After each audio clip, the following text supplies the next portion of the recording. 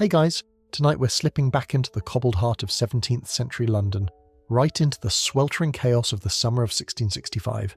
You're not a lord or a lady, just an ordinary Londoner waking up in a wooden bed that creaks like it's trying to warn you. The air is thick, too thick. It smells like old smoke, stale sweat, and something worse, something metallic and sweet and wrong. That's fear, basically. It has a smell, and you're getting used to it. Your shirt clings to your back before you even step outside. The sun's already up, but nobody's chirping, not the birds, not the kids who used to play knucklebones by the alley. You open your window and see a neighbour 2 doors down nailing thick boards over his own doorway. He looks up and nods grimly, like he's seen something in the night you're about to meet in the day. So, before you get comfortable, take a moment to like the video and subscribe, but only if you genuinely enjoy what I do here. And I'd love to know, where are you listening from and what time is it where you are?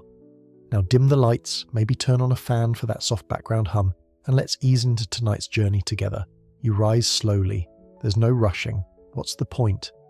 The usual sounds of life, fishmongers shouting, horses clattering, drunk apprentices arguing about dice, are muffled today, like the whole city is holding its breath. It should be just another hot day, but it isn't. You trudge downstairs, careful not to trip over the chamber pot your landlord still hasn't emptied. He hasn't been himself lately, ever since that puffy swelling showed up under his arm. You said it looked like a boil. He said it itched like sin. Now he hasn't moved from bed in 2 days, and last night you could have sworn you heard him singing to nobody. You step outside into a street where smoke curls in lazy tendrils from hearths that haven't been fed since yesterday. People move slower now. They keep to one side of the path, leaving gaps that weren't there a week ago. Nobody smiles, not even the drunks. A boy passes you holding a wooden pail. He's wearing his shirt inside out. His mother believes it confuses the plague. Keeps it off the scent, she says. You nod politely, though you're not sure how that works. Historians still argue whether such folk practices were sincere acts of desperation or social rituals to mask the fear. Down the alley, someone bangs a pot. You think it's a street crier until you hear the words, "Bring out your dead." You freeze. It's early for that. Usually they come at dusk. The cart appears, pulled by a bony mule and guided by a man whose face is wrapped in cloth soaked in vinegar. He doesn't look at you. He just stares forward, eyes bloodshot, repeating the call like he's lost count of how many doors he's knocked on today. Behind him, a small bundle lies awkwardly at the edge of the cart. A little foot sticks out. You swallow hard. You head toward the market square, not because you need anything in particular, but because you need normal, or the ghost of it. At least there you might hear a lute, a shouted joke, or the clang of a dropped pan. As you walk, you notice more doors marked with a red cross. Some are fresh, the paint still wet and sticky in the heat. Next to one is the chalk scrawl, "Lord have mercy upon us." The irony is the people inside probably don't even have the plague yet. They just coughed at the wrong moment. Once the watchman hears it, you're shut in. 2 weeks minimum. Sometimes they nail the door from the outside, sometimes they forget to come back. And now, of course, your stomach growls. Hunger's a strange companion these days. It visits at the worst times like an annoying friend who never gets the hint. You can't tell if it's normal hunger or the anxious kind that comes from watching someone cough too many times over stew. You pass a beggar muttering psalms under his breath. He's holding a crudely painted wooden sign. Woe to Babylon, for her sins are many. Someone's tucked a wilted sprig of lavender into his sleeve. You're not sure if it's for the smell or for the symbolism. Then, at the corner of Pudding Lane, a name that's never not funny, even now you see a cat. It's grooming itself lazily under a cart, completely unbothered by human panic. And you pause, because last week the alderman said cats might be spreading the plague, and rats. Or maybe it's the foreigners, or the wind, or the stars. No one agrees on the cause. That's the worst part. Well, one of the worst parts. A woman stands at her door sprinkling salt onto the threshold. She mutters something about keeping evil spirits out. Her apron is stained with something dark. Maybe wine, maybe blood, maybe berries.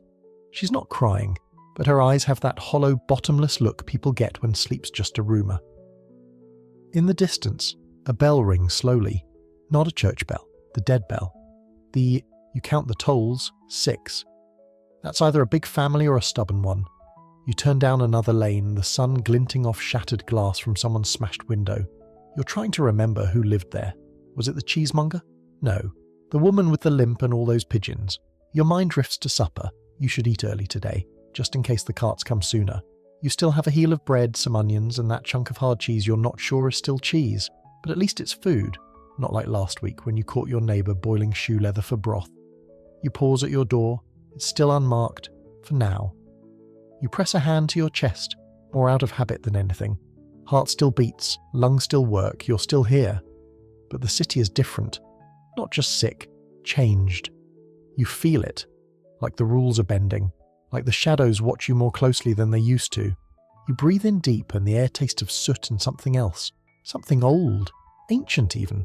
London is an old city. She's seen fire and flood and kings who lost their heads. But this is something primal. And you, yes, you, are in the thick of it. You step back inside just as the wind picks up. Not a strong wind, more like the city exhaling. You latch the door gently as though slamming it might wake something. The wood is warped, slightly sticky in the summer heat. You press your back against it for a second, listening. There it is again. The subtle groan of London. Not the noise of horses or laughter or church bells, but the creak of old beams and whispers between stones. It's the kind of sound a city makes when it's holding something in, like a cough it doesn't want to admit. When you venture back out later that day, the light has changed. It has that dusty, coppery hue that makes every shadow look suspicious. You head toward Cornhill, partly to check on a friend and partly to eavesdrop on strangers. Lately, gossip is your main source of news and entertainment. The streets are narrower than you remembered. You've always known London was cramped, but now that everyone's trying not to touch each other, the space feels even tighter.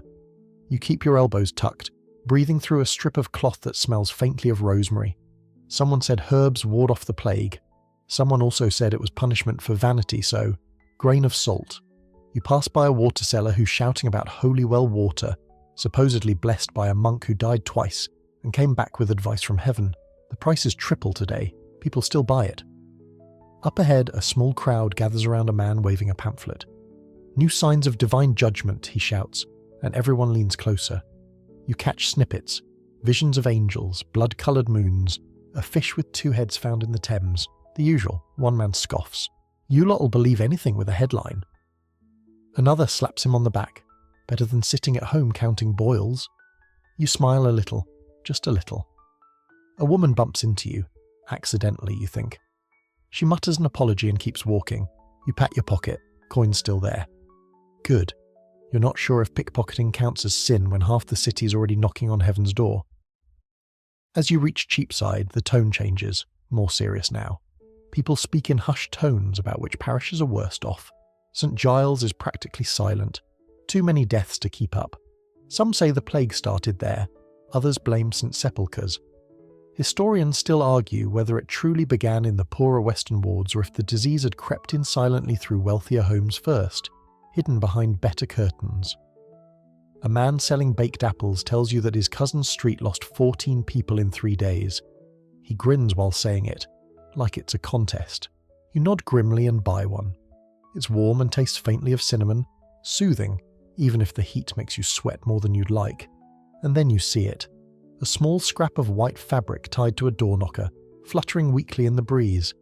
It's the unofficial symbol now. It means someone inside is ill, maybe dying. Or maybe they've already died and no one's come to collect them.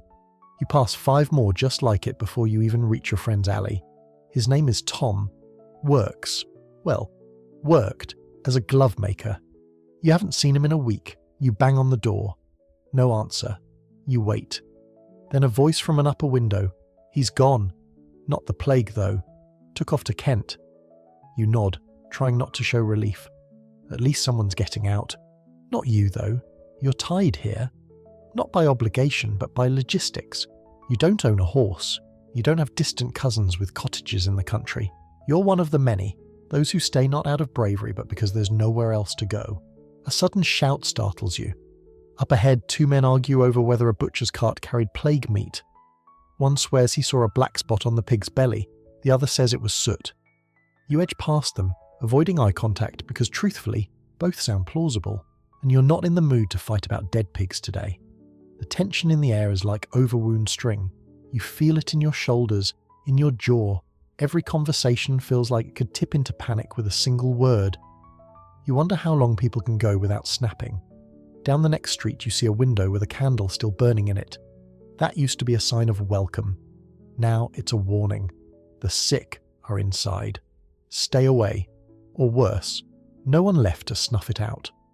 Then someone sneezes. 3 people jump. The sneezer, a kid, maybe 9, holds up his hands in panic. It's just dust. Just dust. You believe him, but others don't.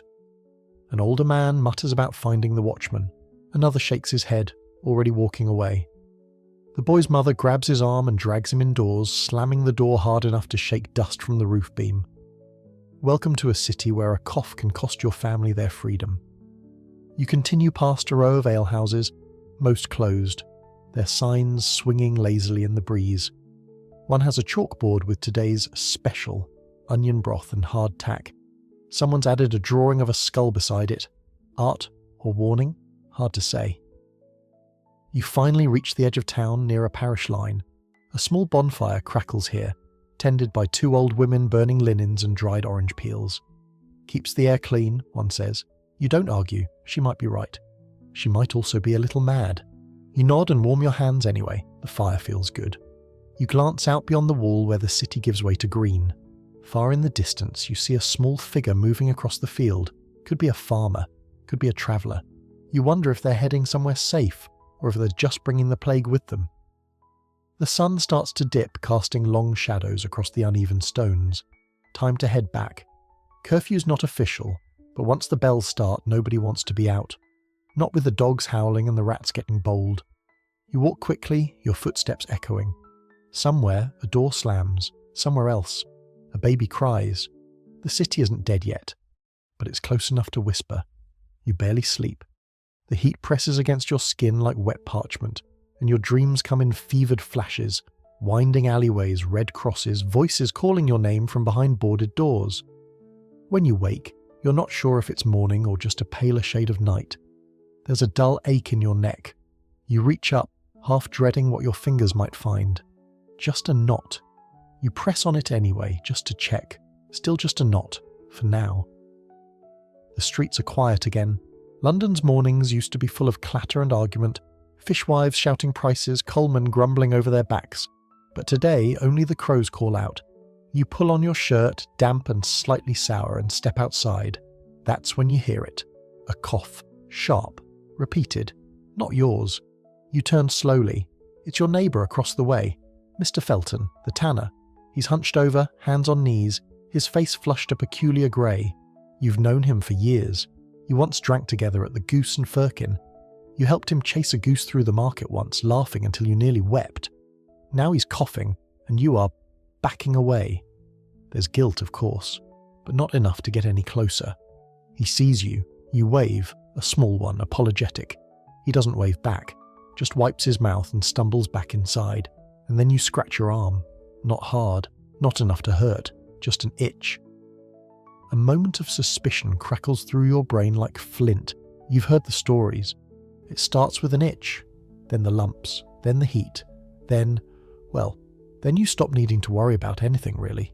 People say the plague gives you warning, that it starts gentle, but others say it hits like a hammer. One moment you're walking to buy eggs, the next you're raving about black-winged angels and trying to eat your shoe. Historians still argue whether the plague was always the same disease, whether the bubonic form with its signature lumps was what everyone feared, or whether some faster, deadlier version slipped in too. Pneumonic, they say, could kill in a day. Some even whisper about a third type, one that comes without warning at all. You scratch again, still nothing. Your landlady knocks and leaves a basket by your door. Bread, an onion, 2 carrots that look like they've seen better centuries. She's still speaking through a crack in the door. More deaths on Mincing Lane, she says. 5 in one house. Man died at the table. You nod. She doesn't see you. I think it's in the milk, she adds, then vanishes down the stairs before you can ask what milk she means. You don't drink milk. Later, you head to the yard with your wash bucket. Not for clothes, you've given up on clean shirts, but for water. You need something cool to splash on your face. The pump is stiff. You heave on the handle like you're trying to summon rain from stone. Finally, it groans and spits a few drops. You catch them with a cupped hand. It tastes like rust and something vaguely lemony, which is unsettling. You wonder when someone last cleaned the pump, or if they ever did. A boy from across the yard stares at you as he rubs his arms. He's got a red mark along his collarbone. Might be a bruise, might not. You nod at him. He doesn't nod back. No one wants to be seen too closely these days. That afternoon, a vendor passes by yelling about onions. Raw, strong ones said to draw the sickness from the air. You buy one and hang it in your window like some desperate medieval Christmas ornament. It swings gently, looking both sad and defiant. You find yourself watching the street more now. Not people, doors. The number of them boarded up, the rate of new crosses appearing, and the ones with nothing at all but no activity either. Silent houses, they're worse somehow. The mystery of them. Every little bodily twinge becomes suspect. You're hyper-aware of everything. Your pulse, your temperature, your breath. You wonder if you've always breathed this loudly. Has your heart always fluttered after stares? Maybe you're just tired. Or maybe... You visit the apothecary, a tiny man with large spectacles and a voice like a mosquito's sigh. He sells you a small vial of something yellowish, which smells like camphor and regret. Just in case, he says. 1 drop on the tongue, not 2. 2 might kill you. Probably. You thank him, even though you don't mean it, and tuck the vial into your pocket next to the rosemary sprig. Your protection kit is growing. You now carry a nosegay, a folded prayer, a sliver of garlic, and a pebble someone swore was blessed by a saint. It might also be from someone's garden. Hard to say. On the way back, you spot someone selling dead birds nailed to a plank. Supposedly they draw out the bad air. You pause. The birds are definitely dead, possibly from plague. You move on. There's another cough behind you. You don't look back. By evening, the city feels even more tense. The sunlight slants low, orange and angry. You light a stub of candle and sit by it, staring at the flame like it might tell you something. You hear a scream, distant but sharp. Then silence. The kind of silence that follows something final. You lie down without eating. Hunger seems less important than survival. Your sheet is damp with sweat. You scratch again. Still nothing. Still nothing. And you wonder, are you one of the lucky ones? Or just next? You wake up to hammering. Not thunder, not hooves. Hammering. Short, deliberate thuds echoing across the square like nails in a coffin lid. You don't need to look. You already know. Still, curiosity is a stubborn beast. You creep to the window and peek through a slat. There they are. 2 watchmen, broad-shouldered, in faded green jerkins and wide-brimmed hats. Their faces are wrapped in thick cloth, a look somewhere between a beekeeper and a ghost.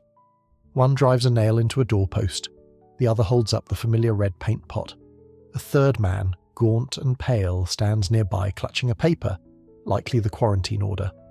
His mouth moves, but you can't hear what he's saying. Maybe it's a prayer. Maybe it's just, please. Inside that house, a family. Mother, father, and 2 boys. You've seen them in church. The youngest always sang too loudly. Now they'll be sealed in for 14 days. 14 if they're lucky. You remember what happens next. The watchman will deliver food, if there's food to spare, and water, and maybe a priest if you've got influence. Most just pass the time in darkness, waiting to see who coughs first. The hammering stops. The cross is red and stark against the wood. Lord have mercy upon us. You swallow. Your own door is unmarked. Your hands are clean, visibly anyway. But it feels like everyone is only 3 steps from being nailed in. The watchmen turn and walk on. Their boots stir up dust and no one on the street meets their eyes. The sound of the hammer fades behind them, but the memory lingers like a bad aftertaste. You head outside an hour later, when the air feels a little safer. People are trickling into the street again cautiously. You see neighbours talking from opposite windows. A woman lowers a basket of bread on a rope to someone below. Trade, not charity. The plague has changed the shape of kindness. Now it comes with conditions and ropes. Down at the corner, a group has gathered near another newly sealed door. Not watching, mocking.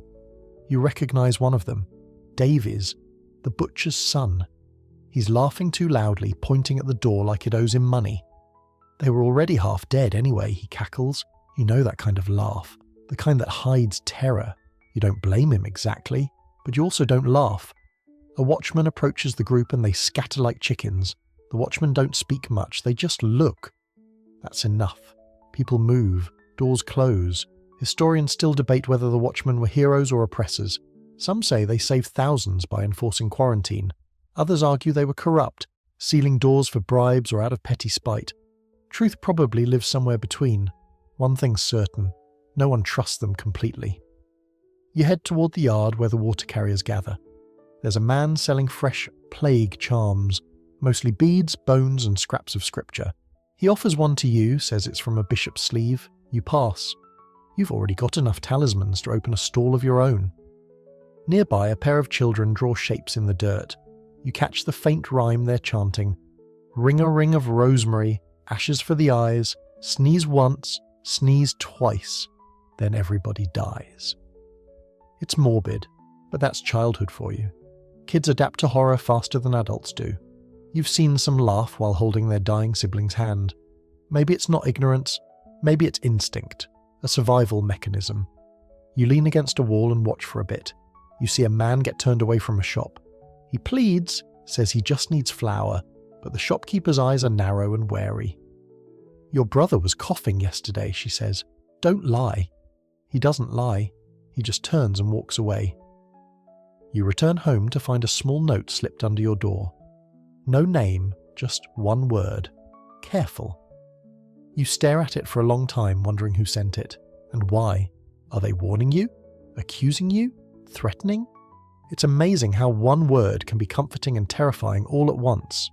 You sit by the window again, watching. Your city has become a place of watchers. Everyone peering out, nobody stepping in. No one wants to be the one who gets too close. Even lovers exchange glances now instead of kisses. You heard of a couple who married at their doorway, one inside, one out, said their vows with 6 feet and a pane of glass between them. That's romance now. That night there's another hammering, but it's not from a watchman. It's from inside the house across the square. You hear it clearly, scraping wood, something heavy thudding against the door from within. Someone's trying to get out. A woman's voice, hoarse and cracked, cries out in between. You can't make out the words, but the tone is unmistakable. Desperation. You don't move, neither does anyone else. You see flickers of candlelight in other windows. Others are listening just like you, but no one goes to help. After a while, it stops. No one talks about it the next day. It's as if the silence was the price of survival. You keep your distance. You don't linger near sealed doors, and at night, you sleep with one ear open, listening not for safety, but for warning. That's how it is now. Quarantine isn't just a condition, it's a sentence. Sometimes the door keeps the sickness in, other times it keeps the healthy out. You're never really sure which side you're on. By now, the exodus is well underway. You stand at the edge of Bishopsgate and watch them go, those lucky enough to have options. Carriages loaded with sacks, crates and pale children in bonnets rumble out of the city like ants fleeing a fire. Horses sweat and stumble under the weight. Drivers shout, wheels snap in potholes, but nobody stops. You recognize a few faces among the crowd. Your old tutor, the baker's widow, the man who once accused you of stealing turnips. Strange how grudges fade when the plague comes knocking. You nod at them as they pass, but no one nods back. Their eyes are fixed forward, on a future that might still be clean. One family clings to a wooden cross lashed to their cart, their youngest wrapped in a blanket embroidered with tiny angels. A woman recites a psalm without pause, as if stopping might summon death. Her voice cracks, but she doesn't falter. You're not going anywhere. Not because you don't want to, but because you can't. No horse, no cart, no country cousin with a spare room. Your escape plan consists of hiding in the back corner of your flat and trying not to breathe too loudly. Back inside the city walls, it's a different world entirely. Emptier now, more birds than people in the streets. You start to notice the silence more than the noise. No hawkers, no fiddlers, just the occasional shriek of a disturbed gull and the shuffle of your own feet. The rich are gone. The poor remain, like driftwood after the tide pulls away. It's not just about money, it's about connections, influence, a way out. And you? You're not even sure where out is anymore. You overhear a conversation at the apothecary's door. Two women whispering about the Earl of Pembroke. Took his whole household, one says. Left before the ink was dry on the first death bill. The other nods solemnly. Even the chamber pots left us with the rats. That's not a metaphor. The rats are bold now. You've seen them dash across bread stalls, climb wall cracks, vanish under floorboards. Some people blame them outright for the plague. Others say that's just a distraction. Historians still argue whether the rats, or more precisely their fleas, were the true carriers, or if the disease passed from person to person all along. But right now, you don't care who's right. You just don't want to see another tail slither under your bed. The mayor tries to keep order, or so you hear. You haven't seen him, obviously. He's in his mansion, surrounded by guards and vinegar pots. Instead, orders come through posted notices. One day it's, do not gather in public. The next it's, do not attend theatre. The day after, do not question divine punishment. That one's underlined. The theatres are closed, the playhouses boarded, even the puppet shows have vanished. London is turning inward, curling up like a sick animal licking its wounds. And yet, not everyone is afraid. You pass a group of apprentices lounging on the church steps. One is carving initials into the stone with a knife. Another blows smoke rings with his pipe. If I die, he says, I'll haunt that bastard of a master who still owes me a crown, they laugh. A little too hard, a little too long. Fear has funny flavours. Some drink, some joke. Some paint their faces white and walk the streets as skeletons, mocking death itself. It's gallows humour, but it beats screaming. Later you visit your friend Marcy. She lives 3 doors down, alone now. Her husband died a week ago. Fever and black swellings under both arms. She never cried, not once. Now she boils her sheets daily and sleeps on the floor. You bring her a loaf of bread. She takes it with shaking hands. You sit outside her door while she talks, separated by 1 plank and 6 inches of air. I keep waiting to cough, she says. Sometimes I pretend I already did. Makes it easier. You nod. She chuckles. You know what I miss most? She asks. Pudding. You both laugh. You have no idea why. On the way home, you see more signs of abandonment. Shops shuttered, dogs lying where their owners left them, empty baskets swinging in the wind. You hear footsteps once and freeze, but it's only a child, barefoot and silent, dragging a wooden horse with 1 missing wheel. You want to ask where her parents are, but you don't. That night, you sit by the window again. It's quieter than usual. Even the rats seem to have taken a night off. You look at the stars, too bright for a sky with this much death beneath it. You think about the people leaving, about the ones who couldn't. You imagine what the road out of London smells like. Grass, horse sweat, dust. The countryside must be cleaner, must be better, but you're not there. You're here. With the watchers, the coffers, the locked in, the brave, the stubborn, the unlucky and the forgotten. You wonder which one you are. You haven't had a proper meal in days. Not that you're starving, more like perpetually unsatisfied. Every bite is a quiet disappointment. Bread that's gone to brick, carrots that snap like dry twigs, cheese with suspicious patterns you try not to investigate too closely. Still, you head to the market square. Not because it's pleasant, nothing about it is, but because you must. Everyone must. It's one of the few remaining pulses in a city that's otherwise stopped breathing. And it's a spectacle.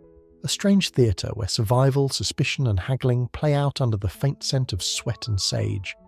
You reach it just after sunrise, early is best, before the crowd thickens and before the fear does. The stalls are fewer now, maybe a third of what they used to be.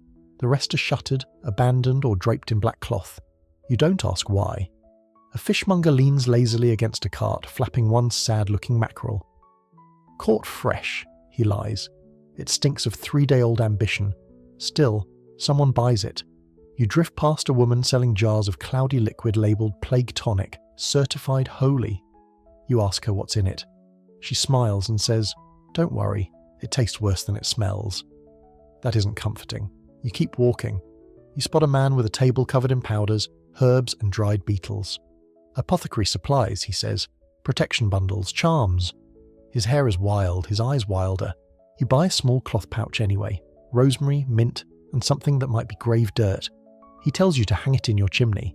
You don't have a chimney. You thank him anyway. And then there's the bread lady. She's your favourite. Not because her bread is good, it's barely edible, but because she still makes jokes. She wraps your loaf and winks. "If the plague don't get you," she says, "my sourdough will." You laugh, and for one fleeting second, you forget. You pass a man handing out flyers warning about plague seeds hidden in imported figs. He waves one in your face. "It's the fruit," he insists. "Foreign devil fruit." You sidestep him. You still have dried figs at home. You plan to eat them eventually. The market is strange like that. Part lifeline, part madhouse. One minute you're selecting onions, the next you're avoiding a man yelling about God's judgment and waving a flaming torch. He's promptly doused by 2 milkmaids with a bucket of rainwater. Good aim too. A band of children dart between the stalls, clutching copper coins and gossip. They trade stories like currency. Old Lady Merton's whole family vanished. A chimney sweep's ghost walks the river. If you sneeze 3 times, you're dead by dawn. You wonder how many of those are true. Historians still argue whether markets like these helped or hurt the city's survival. On one hand, they spread vital supplies. On the other, they were petri dishes for plague. But you? You don't have the luxury of theory, you just need carrots. Suddenly a loud cough splits the crowd. Everyone freezes. It's a man near the cabbage stall, doubled over, red-faced. He waves his hands, wheezing, "Just choked on a seed! I swear it!" No one moves. One woman drops her basket. Someone screams. The man stumbles away, furious and humiliated. You realise your own throat feels dry. You swallow 3 times in a row just to prove a point. To whom, you're not sure. The crowd begins to thin, the tension remains. You wrap your scarf tighter, even though the air is stifling. You check your list, more out of habit than purpose. Bread, carrots, vinegar, salt, and, luxury of luxuries, if you're lucky, a bit of dried plum. You hear a preacher at the edge of the square yelling from atop a barrel. The righteous shall be spared, but the sinners... He's interrupted by a flying turnip. You don't see who threw it. By midday, you're heading home with a basket that's both heavier and lighter than you'd like. Heavy with roots and bark, light on anything you'd actually enjoy eating. You pass a tavern that used to overflow with laughter. Now it has a single sign, closed, condemned. Someone has scrawled underneath, "Same difference." Back at your doorstep, you pause, check your reflection in the window pane. Pale, slightly sunken-eyed, but upright, still standing. You duck inside and set your things down. The house smells of vinegar, wax, and something vaguely herbal. You realise you've begun to enjoy the scent of rosemary, not because it's pleasant, but because it feels like armour. You slice the bread. It crumbles like gravel. You eat it anyway. You chew slowly, listening for sounds. Bells, boots, cries. In the distance you hear singing. A high, wavering voice. A hymn maybe, or someone's cracked lullaby. The sound carries through the alleys like smoke. You stand by the window, biting into a carrot that tastes like the inside of an old boot, and wonder what tomorrow's market will look like. If there will be a market at all. If you'll be in it. You see him from a distance first. This strange, bird-like figure gliding between alleys like something out of a play. At first you think he's a joke, a carnival actor who got lost on the way to a pageant. But then you remember, there are no pageants anymore. No mummers, no jesters, no parades or puppet shows. What you're seeing is real. It's a plague doctor. You duck behind a cart and peer out. His silhouette is unmistakable. Long black coat, leather gloves, wide-brimmed hat, and that mask. The beaked one. Curved like a raven's, shiny and alien. 2 glass eye holes reflect the dim light like tiny moons. He turns his head slowly, surveying the street. You've heard stories, of course. That the mask is stuffed with herbs, rose petals, lavender, mint to protect him from miasma. That the bird shape wards off evil. That no one's seen a plague doctor without the mask and lived to tell about it. You know the official reason, though. It's to keep him from inhaling the bad air. Miasma, the invisible fog of disease. Historians still argue whether miasma theory saved lives or made everything worse. But the doctor? He walks as if he believes it with his whole soul. You stay hidden. Not because you're afraid of him, but of what he signifies. His presence means someone nearby is sick. Maybe dying. Maybe already dead. He stops at a door not far from you, knocks 3 times, waits. No answer. He knocks again. This time someone unlatches the door from the inside. A crack opens. He leans in, says something. The door shuts. He doesn't enter. He pulls a parchment from his satchel and nails it to the frame. Then he scribbles something in a leather-bound ledger, turns, and walks away. You wait until he's gone before approaching. The parchment reads, "Plague suspected, isolation ordered." You back away slowly. That evening you see another one, different build, slightly taller. This one carries a long stick which he uses to prod at things on the ground. He doesn't speak, just walks. The stick scrapes over cobblestones with an eerie rhythm, scratch, tap, scratch. Some say the stick's to examine patients without touching them. Others say it's to ward off spirits. You're not sure which scares you more. Children mimic the doctors sometimes. You saw a boy wearing a homemade beak mask fashioned from paper and twine. He marched up and down his street until his mother slapped it off his face. Said it was bad luck. Maybe it was. The next day, their windows were shuttered. Later, you ask around. Old Mr. Jenkins says the doctors are just for show. They don't cure anything, he mutters, stuffing tobacco into a cracked pipe. Just write lists of names and hand out dried sage. Could have done that myself. But you've heard other tales, quiet, whispered ones, that some doctors carry secret tinctures, that they know the signs early, that they slip coins to gravediggers to keep things quiet. You saw one lean over a child last week, held the boy's wrist, whispered something, left a small pouch behind. Maybe medicine, maybe last rites. No one knows. And there's that lingering thought. Who pays them? The city, apparently. But city coffers are as sick as its streets. Some say they're paid in land, others in promises. Some just do it out of duty or madness. Historians still debate the effectiveness of plague doctors. Some believe they were civil servants keeping chaos in check. Others claim they were scapegoats, symbols of false hope sent to pacify the masses. You suspect both are true. You catch sight of another one 2 days later, this time in the fog. Just a shape, really, like a bird-headed spectre gliding past the tavern that used to serve goose pie and cheap ale. He pauses, looks right at you, at least you think he does. Hard to tell behind those glass eyes. Your breath catches. You nod, polite and quick. He nods back, and then he's gone, vanishing into the mist like he was never real to begin with. Later that night, you dream of birds, hundreds of them circling overhead, all wearing hats. One lands on your shoulder and says, "You're next." You wake up sweating, and then you scratch your neck. No lump, still. You lie awake for a long time, listening for the scrape of a stick on stone, wondering which doctor will knock next, and whether he'll be wearing your name in his little leather book. The bell rings again, low and heavy. You hear it long before you see the cart. That dull, mournful clang, like the city itself is sighing. It bounces off the stone walls and seeps under your door into your bones. You open the window slowly. There it is. The dead cart. Drawn by a skeletal horse. Driven by a man with a voice like gravel and eyes like the bottom of a rain barrel. He calls out in rhythm with the bell. "Bring out your dead." Pause. "Bring out your dead." The wheels creak and lurch as the cart rolls over the uneven cobblestones.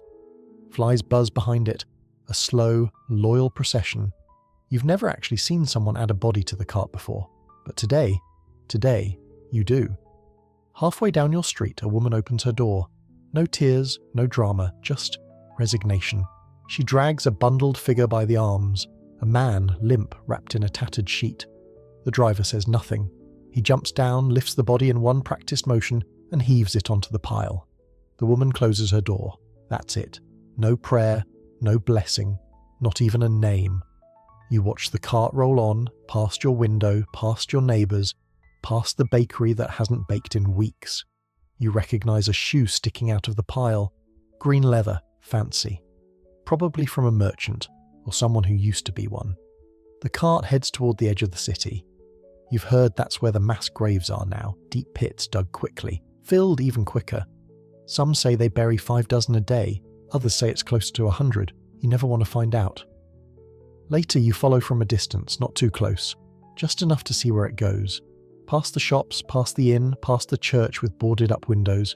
The groan of shovels greets you before the sight does, and when you see it, your breath catches. A long trench, maybe 20 feet across, maybe deeper. It's hard to tell.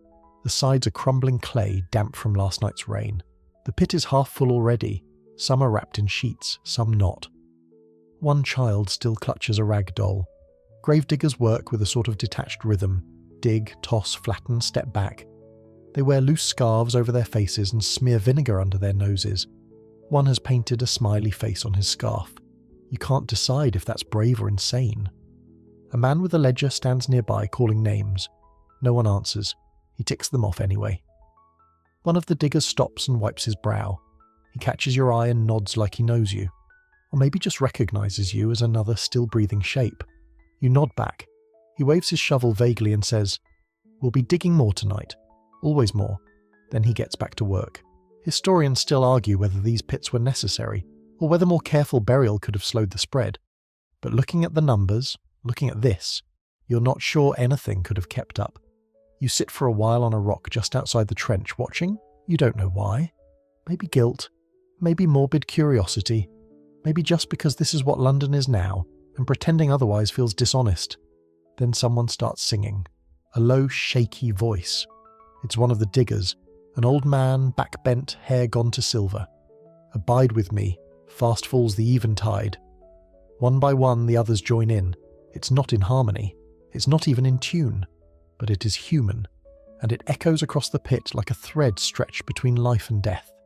You find yourself humming along before you realise. Then you stand, brush the dust from your coat and leave. On the way back you see another cart headed toward the pits. This one smaller, pulled by hand. 2 boys guiding it, solemn and barefooted. The cart holds one bundle wrapped in clean linen tied neatly with twine. Someone cared. You step aside as they pass. One boy nods. The other stares ahead, jaw clenched, eyes red. Neither says a word. You return home with a new heaviness. You light a candle. Not for anyone specific, just for the city, for all of it. That night you dream of bells and shovels and the soft thump of earth, and when you wake, you lie still for a long time, just listening. The smell hits you before the street does. Not rot, though that's there too, but everything else. Burnt rosemary, clove smoke, vinegar-soaked rags, old meat, crushed flowers, human breath behind cloth. It's as if the entire city has decided that if it can't be clean, it can at least be aggressively not plague-scented. You tie a sprig of lavender to your collar, as instructed by the baker's wife. Lavender keeps the death away, she told you with the firm confidence of someone who'd read it on a tavern wall. You didn't argue. You pass a house with 5 torches blazing at the doorstep. Another has wreaths of garlic hanging from every window. The air tastes like a confused stew of medieval kitchen waste and expired perfume. Honestly, it's an improvement. A child runs past, waving a bundle of sage that leaves a smoky trail in her wake. She's laughing. You can't tell if she's playing or purifying. Down the street, a man in a patched waistcoat flings a pan of burning herbs onto the ground in front of his house and chants something that sounds suspiciously made up. "Begone, foul humours, begone!" He tosses a handful of salt over his shoulder for good measure. You step widely around him, just in case. You've started sleeping with a vinegar rag over your mouth. It smells like salad and gives you odd dreams, but you do it anyway. Everyone has a method now. Some stuff their pockets with pomanders, scented balls made of crushed spices. Others dangle wax tablets near their noses. One woman you know wears a string of dried lemons like a necklace. The whole city smells like it's trying to make itself into a giant sachet. You pass an open window and catch a whiff of something sharp and herbal. Inside, a man hovers over a steaming pot, dropping in what looks like onions, bay leaves, and... was that a chicken foot? You blink. He looks up, smiles grimly and mouths, "Protection." Sure, why not? Historians still debate how much these protective smells really helped. Some argue they at least encouraged better hygiene. Others say they offered nothing but false hope. But you don't care. You'd carry a barrel of thyme on your back if someone told you it worked. You remember what the physician said, the plague rides on foul air. So the thinking goes, if you surround yourself with good air, the bad can't get in. Of course, nobody can agree on what good air actually is. You try not to think about that too hard. In the market square, someone's selling bundles of dried hyssop wrapped in ribbons. Another has tiny vials of rosewater priced like gold. "Guaranteed to purify your lungs," the seller proclaims. You buy one, take a sniff. It smells like hope diluted in a bucket of soap. Some households go further. You pass one with burning tar in a pan just inside the doorway. The smell is awful, but the owner beams with pride. "Not a single cough in a week," she boasts. You nod and try to look impressed, even as your eyes water. People also carry charms now, scraps of parchment with psalms or strange runes drawn in red ink. You saw a man yesterday rubbing a piece of iron across his chest and whispering something that sounded like a recipe. When you asked what it was, he said it was plague deterrence. You didn't press. One friend swears by burning feathers. Another insists on sitting in smoke for an hour a day. You tried it once, coughed so hard you scared your neighbour, but afterward, you did feel different, light-headed at least. You're beginning to think that's the point. All of this, the smoke, the herbs, the charms, it's less about curing and more about doing. If you're mixing sage and stuffing roses in your sleeves, you don't feel helpless. And feeling not helpless is a form of medicine.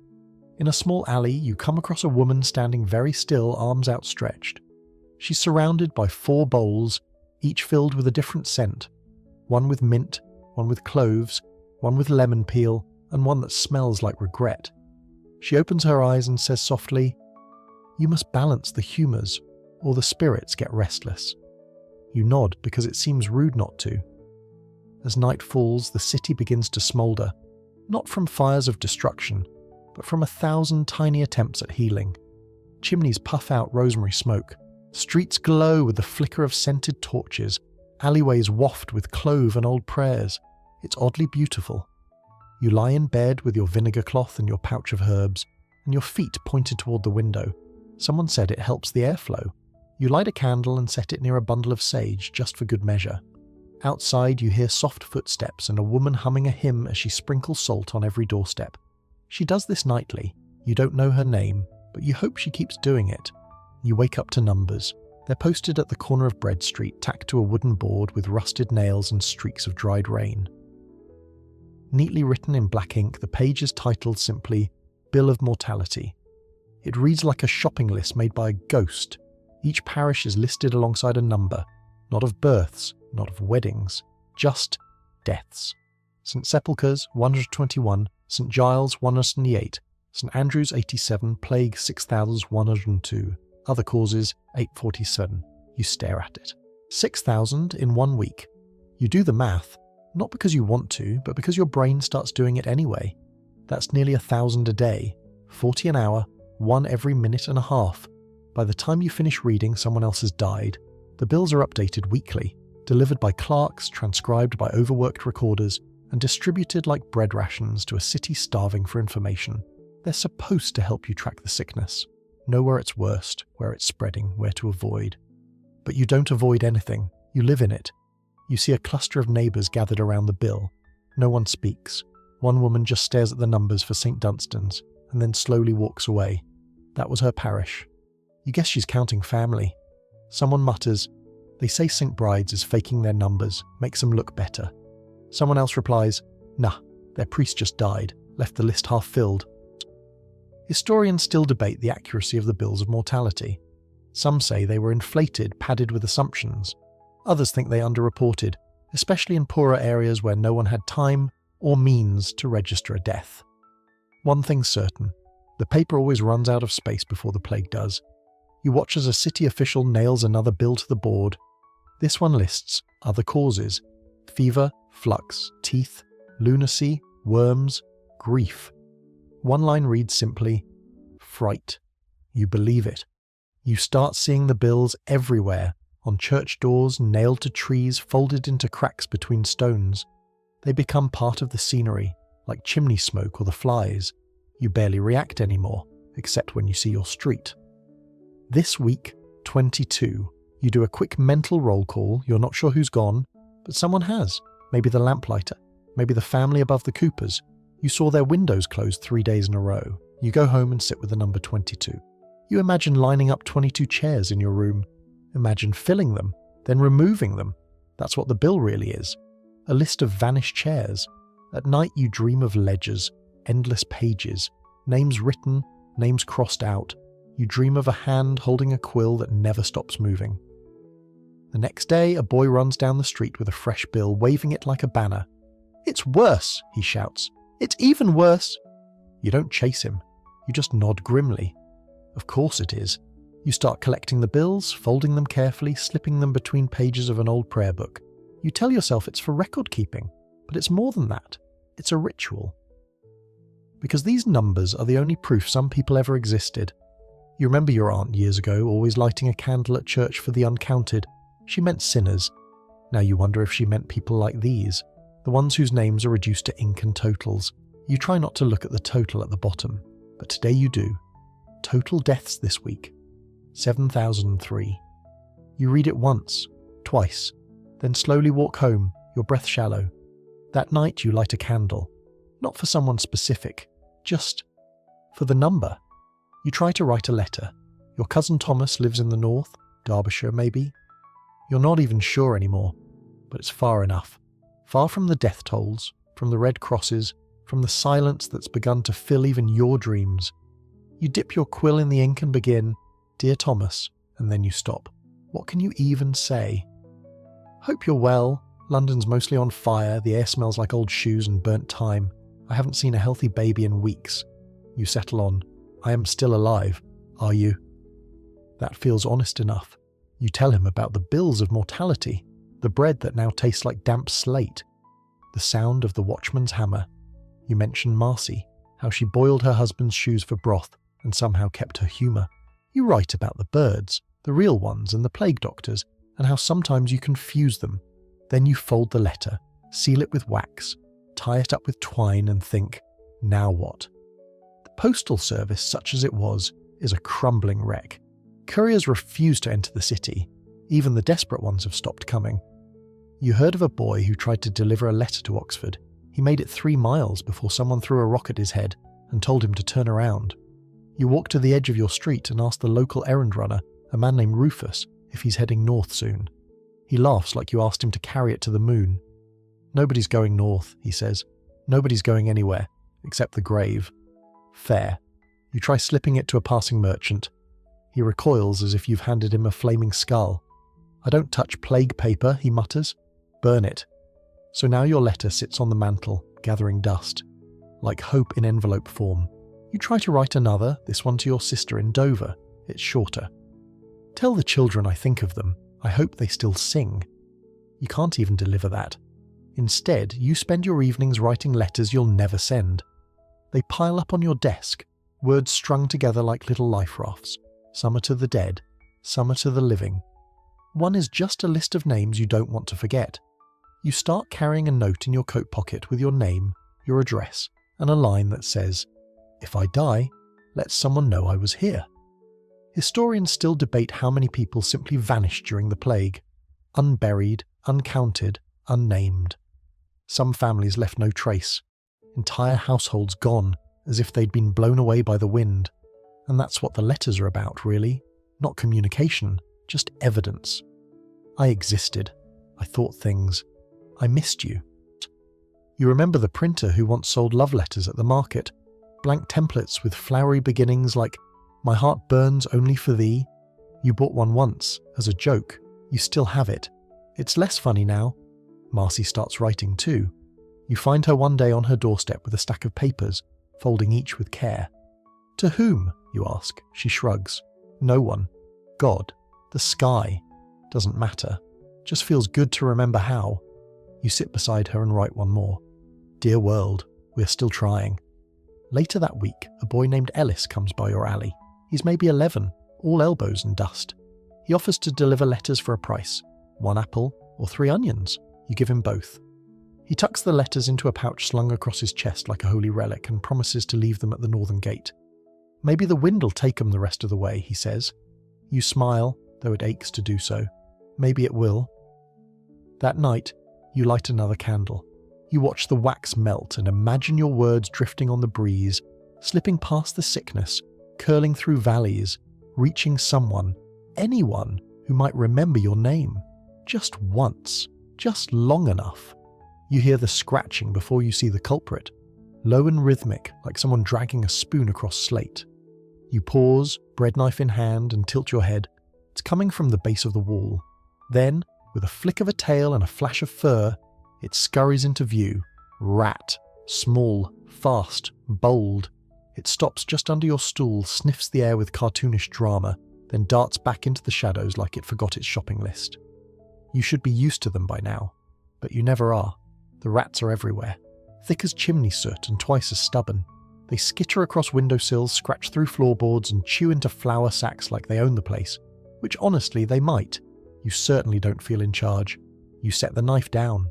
You've heard the rumours that rats caused the plague, that their fleas are the true villains, that every time you hear a scuttle in the dark, death is laughing just out of reach. But not everyone agrees. Some say it's the cats, filthy, roving beasts with soulless eyes and a fondness for sleeping on the corpses of the sick. One preacher claimed cats were Satan's familiars, sent to punish London's sins. Another claimed they were divine guardians, punishing sinners by not helping.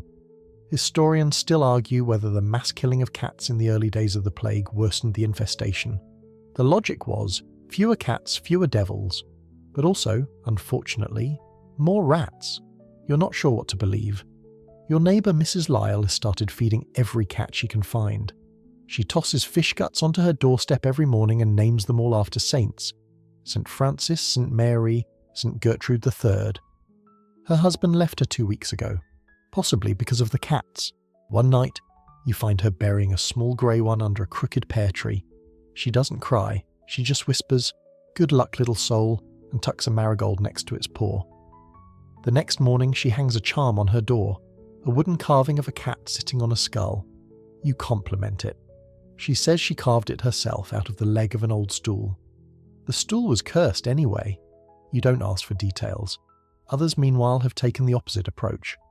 Across town, someone's nailed a sign to a tree reading, "Cull the filth, no more rats, no more cats." Below that, a basket full of mousetraps and a handwritten note offering a penny for every tale delivered. You see a boy later that day walking through the square with a string of rat tails tied to his belt like grim trophies. He's whistling. You don't ask the tune. Then there are the blamers, the ones who say the plague isn't rats, or cats, or even fleas, but people. Foreigners, strangers, women with unusual herbs. One man on your street accused a midwife of conjuring the sickness through womb magic. She hit him with a broom. No one's seen him since. The scapegoating is loud and contagious. Someone chalked unclean on your friend Elias's door last week. No proof, just a hunch. The landlord painted over it, but the word lingers, like mould on the tongue. You try not to let paranoia bloom in your own mind. But then, your flour is half-eaten, your water jug has teeth marks, and something has been scratching in the attic for 4 nights straight. You go up with a lantern. You find a rat's nest in the old hat box, shredded papers, bits of wool, and a single button from a coat you haven't worn in years. The rats are gone, but the smell lingers. You burn the box. You stand by the fire a long time watching it collapse in on itself. You whisper a small apology to the hat, the coat, the rats. You're not sure which one needs it most. That night, you dream of rats with golden crowns and robes. They sit on tiny thrones and judge you silently. When you wake, your neighbour is shouting. Another cat's been killed, poisoned, she thinks. Someone left a pie in the alley. No one ate it, not twice. She drags the little body into the garden and curses the world in 4 languages. You nod in sympathy, then go inside and bolt your windows, just in case the next rumour is about you. You begin the day with a toad. Specifically, the toad tied to your wrist in a little linen pouch. It was Marcy's idea. To draw the poison, she said, nodding like it was just common sense, like wearing amphibians was a long-lost art of high society. They suck the illness through the skin, little plague magnets. You laughed. Then you tied one on, and now you sit at your table, watching the lump in the cloth pouch twitch. Is it working? Difficult to say. You chew your bread, which tastes like disapproval, and leaf through your growing pile of remedies. Each one claims to know exactly how to stop the plague in its tracks. Drink powdered unicorn horn, tie a dead mole around your neck, boil a red rose and drink the water by moonlight. Avoid sleeping facing west. Rub a cut onion on your feet every morning. Avoid loud noises and irritating people. That one you like. Today's prize is a new pamphlet, poorly printed, mostly smudges and bold promises. It suggests swallowing crushed emerald mixed with butter.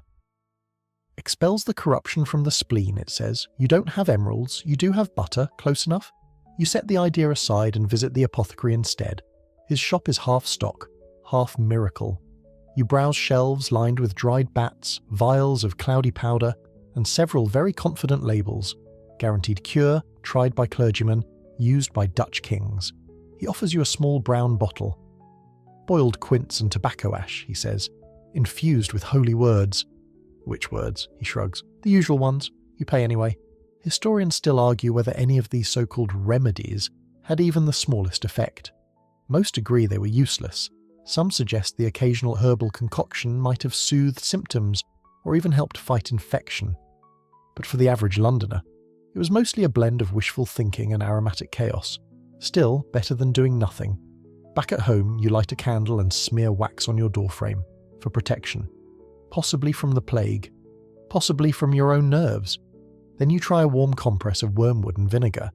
It smells like a spoiled soup and gives you a headache. Progress. Marcy swings by with a jar of something thick and green.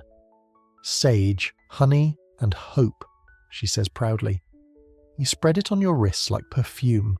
You sit outside and watch a man try to treat his son by wrapping his chest in cabbage leaves. Draws the heat out, he tells his wife. She nods like she's memorizing every wrinkle of the leaves. You hope it works. The next house over is boiling an entire pot of nettles. You don't ask why. Your landlord, whose grasp of medicine changes with the weather, has started fasting every third day to purify his organs. He also insists on walking backward through doorways to confuse the disease. You catch him doing it, nearly tripping over the cat. The baker next door claims drinking ink keeps the blood thin, and the blood must be thin. She offers you a thimble's worth. You decline, mostly because it smells like regret. The mayor has issued a new list of approved cures, distributed via leaflets. Most are just Latin phrases with some herbs thrown in for flair. One recipe is simply, boil garlic, chant psalms, pray sincerely. You try 2 out of 3. You visit a healer with a small stand near the church. He offers to examine your palms and your teeth. Then he says the plague is in your wind, not your blood. He prescribes leeches and laughter. You accept the leeches. Laughter, you're working on. That night, you slice open an old lemon and hang the halves by your bed. You sleep facing east, wearing rosemary in your socks, and a small note pinned to your shirt that says, "Not yet, thank you." Your dreams are strange and citrusy. In one, you see a long table where every Londoner sits, drinking tonics and chewing herbs while a skeletal figure takes notes. The skeleton looks up, shrugs, and walks away. Everyone cheers. You wake up smiling, still breathing, still carrying the toad, who, to his credit, has not died. Yet, there's laughter in the square. Actual, unfiltered laughter, sharp and shocking in a way that makes you stop mid-step. For a moment you think you've imagined it. Maybe it was birds, maybe your brain finally cracked and decided it wanted to remember happiness. But no, it's real. You follow the sound, weaving through alleyways that smell like ash and nettle, until you reach the edge of the market. There, in the middle of it all, someone's putting on a puppet show. Not a full crowd, just a knot of people, maybe a dozen. All standing a cautious distance from one another, masked and scarfed, with wary eyes above their wrappings. But their attention is fixed on a rickety wooden stage no taller than a barrel, and the little glove puppets dancing atop it. One is Death. Tall hat, long robe, a painted-on scowl. The other is London, a red-cheeked puppet with a crooked grin, holding a pint of invisible ale. They argue about taxes, then they argue about funerals. Then Death tries to steal London's sausages. You almost choke on a laugh. The puppeteer, a young man with wild eyes and the energy of someone who's already survived more than he planned for, speaks in 3 voices, none of which sound like his own. He changes accents mid-line. He juggles sausages. He throws in a joke about fleas that makes one of the older women double over. For a moment, just a moment, you forget the sickness. Then someone coughs, and everyone steps back. The puppeteer doesn't miss a beat. "Ah," he shouts in Death's voice, "a good cough keeps me in business." Laughter ripples again, hesitant but real.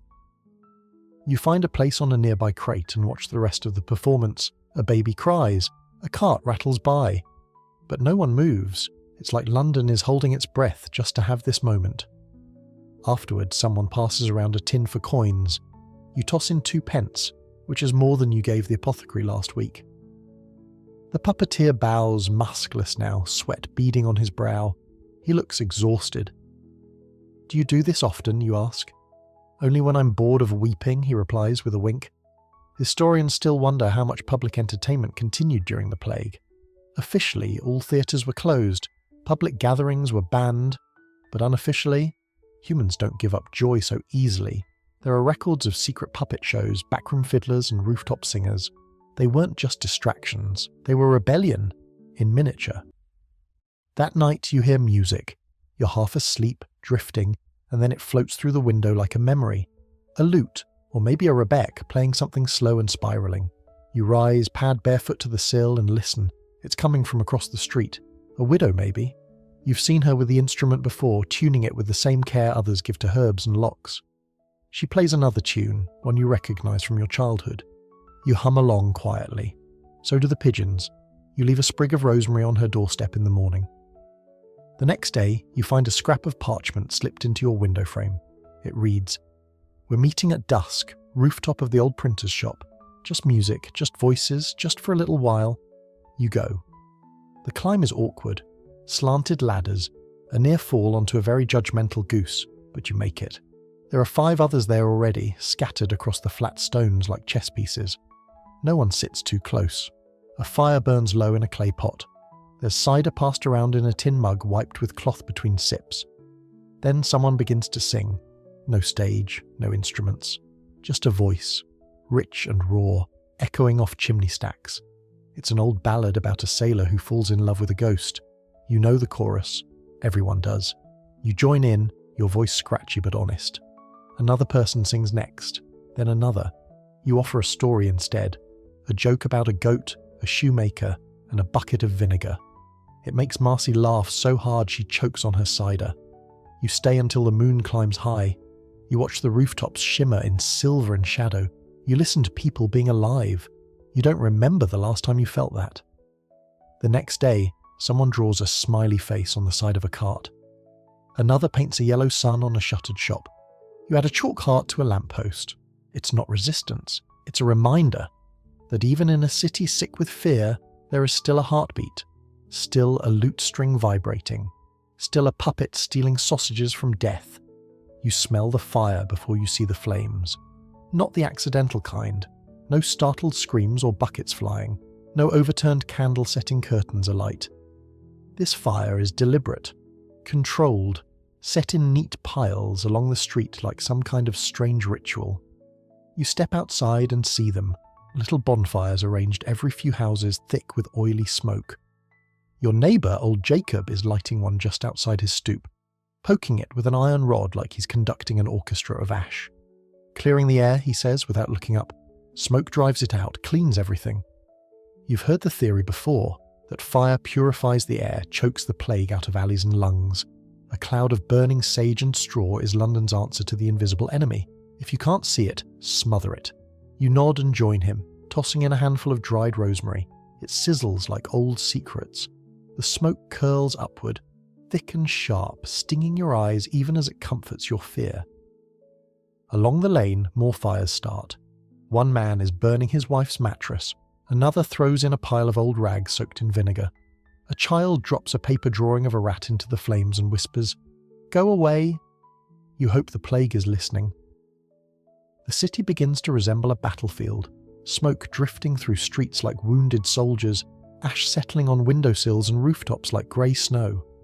The smell is everywhere. Charred herbs, burning cloth, the occasional hint of something meatier you choose not to investigate. Even indoors the smoke creeps in. You wet a cloth and hang it over the window. The breeze turns acrid, but at least it's not still. Marcy knocks on your door with a torch in hand. "We're setting one in the alley," she says. "Bring anything you don't mind losing." You look around. What don't you mind losing? You bring a broken chair leg, a stack of old pamphlets that never did much good, and a pair of shoes with the soles worn thin. You hesitate, then toss in your last bottle of plague tonic, the one that tasted like wet chalk. The fire pops and snaps. Someone claps. It almost feels like a festival. Almost.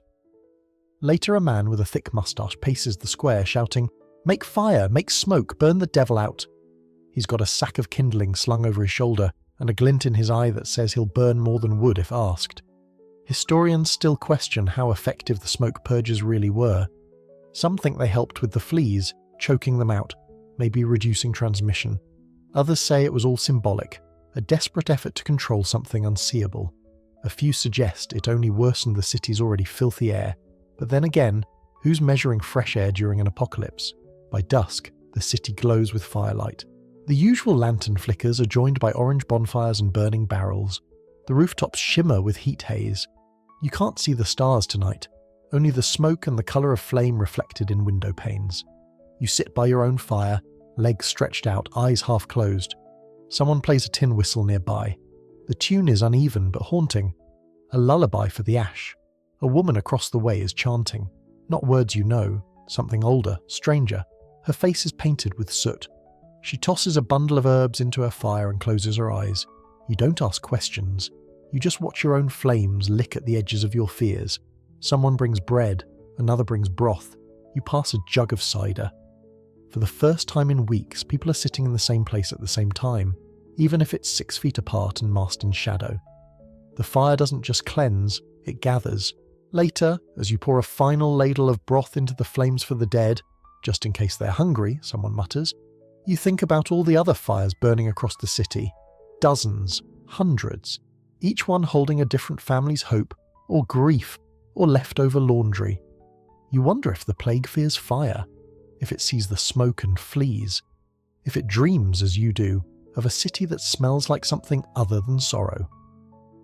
When the last flame dies, and only embers remain, you press your hand to the ground. It's warm, alive, for now. You find yourself in a pub. Sort of. Not one of the proper ones, not anymore. The real taverns are shuttered, doors locked tight with notices that say, closed until further ordinance, which is legal speak for everyone inside died, and the beer's probably haunted. But the red mare's hoof, well, it's not open, it's just not closed either. Someone props the door halfway, sets up 2 barrels as seats, and passes out mugs of whatever liquid remains in the casks. It might be beer, might be vinegar. It's hard to tell in the dark. No one complains. This is where you meet Bartholomew the gravedigger. He's huge, shoulders like firewood stacks, fingers stained with permanent dirt, and a voice like gravel in a wet sack. He nurses a cup and talks like someone who's seen too much and decided to laugh anyway. 17 today, he grunts between sips. Would have been 18, but one rolled back down the hill. There's a beat of silence, then everyone laughs. Because what else can you do? You edge closer. Not out of fascination exactly, but because people who work with the dead tend to be honest in a way others aren't. They don't waste time on niceties. There's no room for that between pits. You ask him what it's like. He raises one eyebrow. What like? The digging or the dying? Both, he shrugs. Digging's easy, dying's heavier. You ask how he manages. I drink, he says plainly, and I tell stories. Keeps the ghosts polite. Another gravedigger across the barrel raises his mug. To polite ghosts, everyone drinks. The stories begin. Not rehearsed ones, just unspooled, like thread unravelling in the dark. Had a gent last week, real fancy. Lace collar, gold rings. His dog wouldn't leave the body, had to bury 'em both together. Buried a girl holding a rag doll, eyes open the whole time, like she was watching me. Once I found 3 brothers in one house. No one left to close their eyes, so I did it. They say it casually, not cruelly, just bluntly, like builders discussing bricks. Then Bartholomew leans forward. Want to know the worst? Everyone leans in, even the shadows. It's the living ones, he says. Sometimes you hear 'em. From under the boards, people who are too still, thrown in too early. A few gasps. One person nearly drops their mug. You lie, someone says. Bartholomew just shrugs. Sometimes but not about that. Historians still argue whether these stories are true, whether people were ever truly buried alive during the height of the plague, mistaken for dead in their fevered stillness. Some say yes, others say the stories were exaggerations, fear made flesh. You listen and believe both. The fire crackles. Someone strums a lute with only 3 strings. Someone else hums a tavern song that doesn't have a name anymore. You tell your own story about your cousin's escape north, the boy who promised to carry your letters, the rats with the jeweled eyes in your dreams. It's not a story with a punchline, but people listen, and that's what matters. Marcy offers a tale about a woman who set her bed on fire because she thought the plague couldn't cross flames. Burned down half the lane, she says. The other half didn't get sick. Go figure. There's laughter again. It feels good. One man toasts to the rats. If they're gonna outlive us, they might as well get drunk too. Someone else toasts to the puppeteer. Someone else to the moon. You toast to silence, the good kind. By the end of the night, the barrels are lighter, and so are your shoulders. Bartholomew stands to leave. Graves won't dig themselves, someone salutes him. Nor will they pay you more than a turnip, he grins.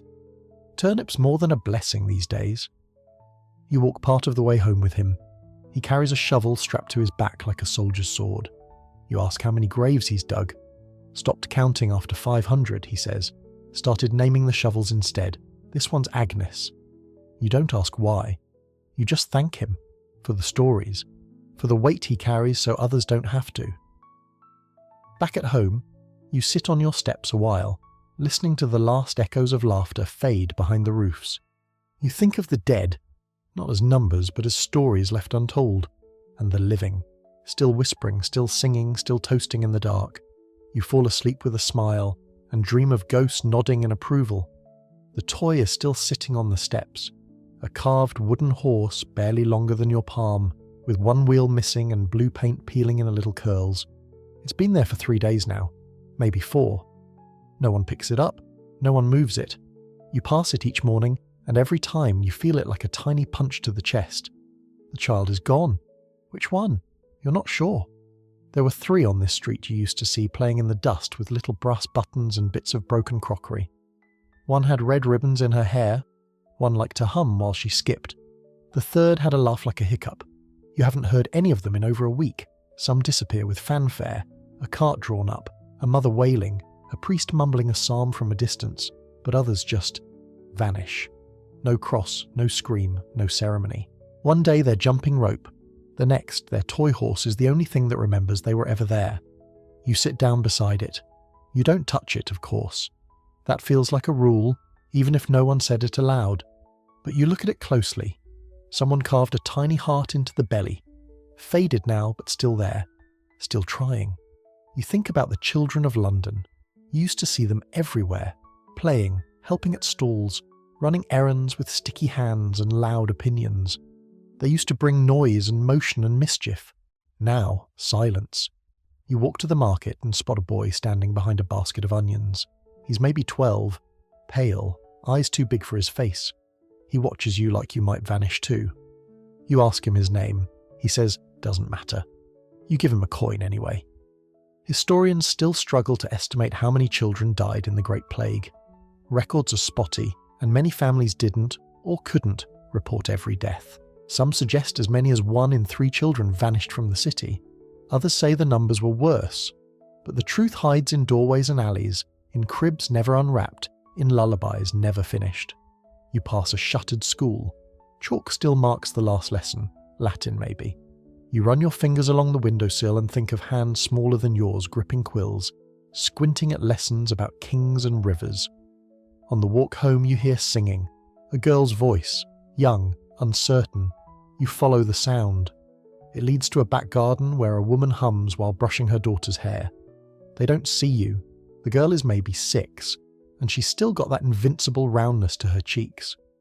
The woman pauses, then whispers something in the child's ear that makes her laugh. The laugh is quick and sharp and so alive it stops you in your tracks.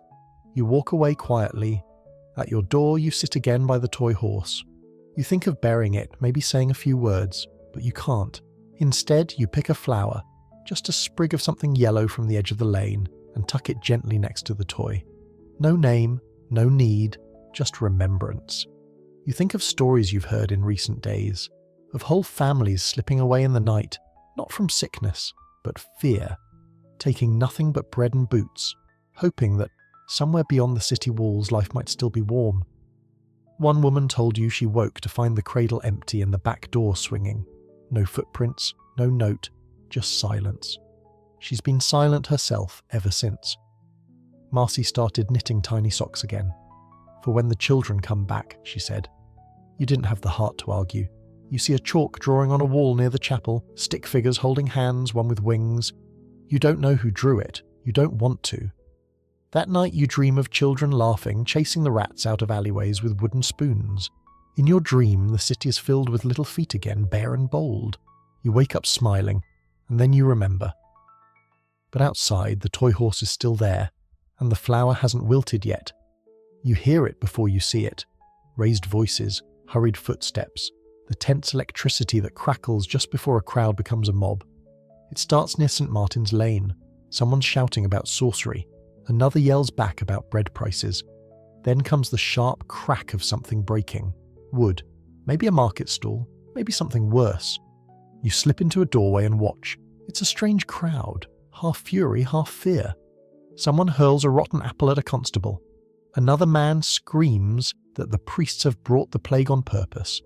A woman stands on a crate, waving a Bible with one hand and a clump of herbs in the other. "You fools," she shrieks. "It's not the rats or the cats. It's them, the ones who pretend to heal, the ones who hoard the good air." You realize with a twist in your gut that she means the doctors, the priests, maybe even the apothecaries, maybe you. The constables move in, slowly, cautiously. Not because of resistance, they're used to that, but because they're just as scared. No one wants to get too close to anyone anymore. The plague has turned even law enforcement into dancers, all wide arcs and sidesteps, and then someone throws a brick. It misses, but the sound, the sharp, final crack, sets the whole square alight. Suddenly it's chaos. People shove, scream. A cart overturns. A man in a black robe is yanked from his steps and shoved into the street. You can't tell if he's a doctor or a scholar or just unlucky. Someone slaps him, another spits, and you freeze, because you recognize the look on their faces. It's not just anger, it's exhaustion. Rage wrapped around helplessness like wet cloth around fire. It's what happens when people have run out of places to put their grief. Someone yells, "The churches are poisoned!" Another shouts, "The mayor's hiding in silver sheets." Rumors swirl like smoke. You hear wild ones, that the river's cursed, that foreign coins carry sickness, that the moon itself has turned against London. Historians still argue how much unrest truly erupted during the plague. Some say these were isolated sparks, rare and quickly stamped out. Others believe there was a steady undercurrent of revolt, a pressure cooker that nearly blew. All agree that fear turns quickly to blame, and blame to fire. You see a priest trying to calm the crowd. He holds up a cross and starts a prayer, but someone grabs his robe and pulls him down. He stumbles, terrified. A woman tries to shield him. She gets pushed aside. You don't know what to do. You're not brave. You're not trained. You're just there. So you run. You slip through the alley behind the butcher's, your heart pounding against your ribs like a trapped bird. You don't stop until you're 3 streets away and the shouting has dulled to a distant roar. You duck into Marcy's. She's lighting candles, eyes wide. "They're blaming the baker now," she says quietly. "Said he bakes bodies into loaves." You blink. "He's got rickets. He can barely lift a tray." Marcy shrugs. Doesn't matter. Fear doesn't check facts. You sit with her for a while, both of you listening. Somewhere in the distance, bells ring. Not the kind that toll for the dead, the kind that mean trouble. Later, you venture out again, carefully. The square is quiet now. Someone's cleaning up the smashed cart. The man in the robe is gone, a few windows are broken. One shop has been boarded up hastily with a painted sign across it. "We are clean, leave us be." You walk past a wall where someone's written in charcoal, "The air kills, but so do we." You don't know who wrote it, but you understand it. You think about the watchmen who now carry sticks longer than their arms, not for defense, but for distance. You think about the constables who patrol in pairs, eyes scanning for coughs instead of crimes. You think about the food hoarders, the water thieves, the ones who whisper in doorways and slip knives under cloaks. Marcy said something earlier that sticks with you.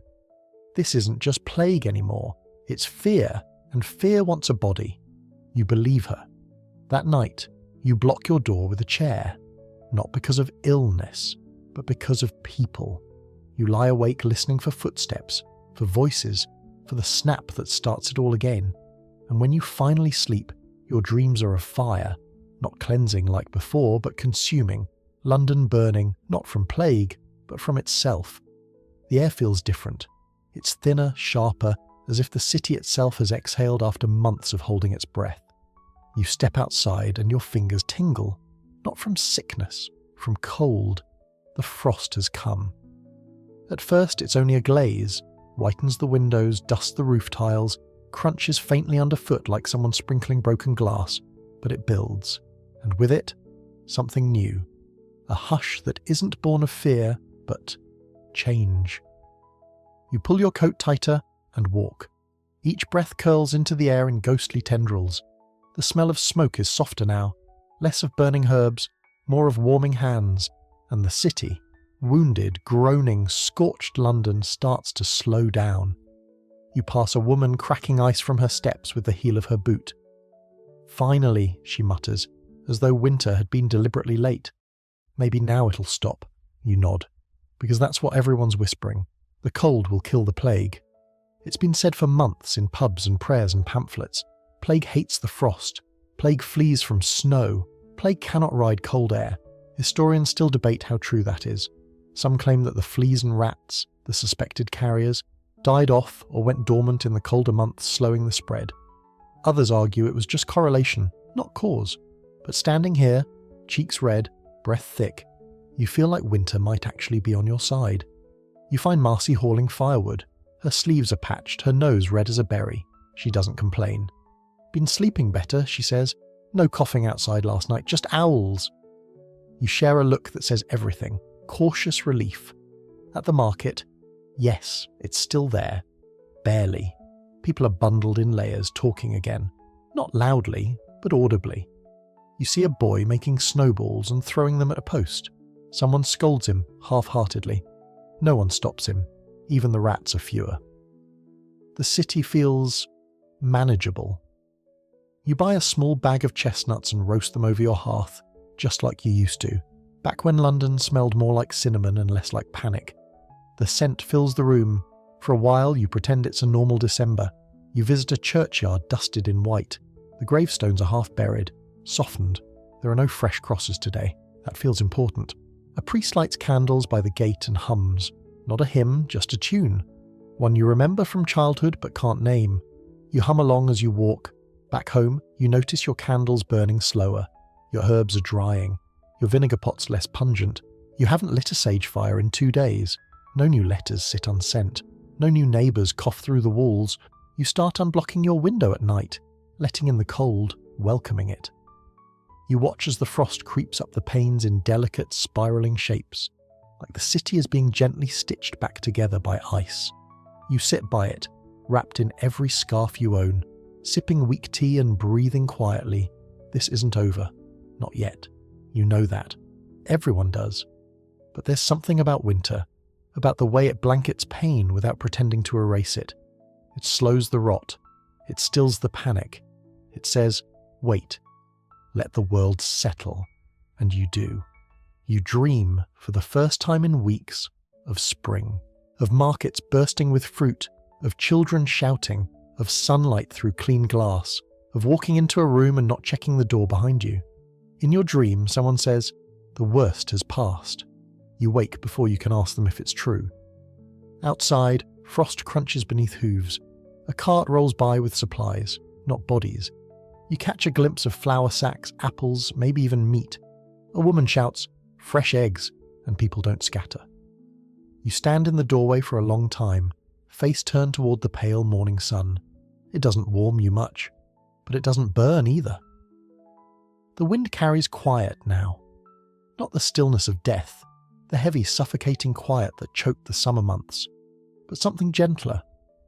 A pause, perhaps, a resting note in a long, painful song.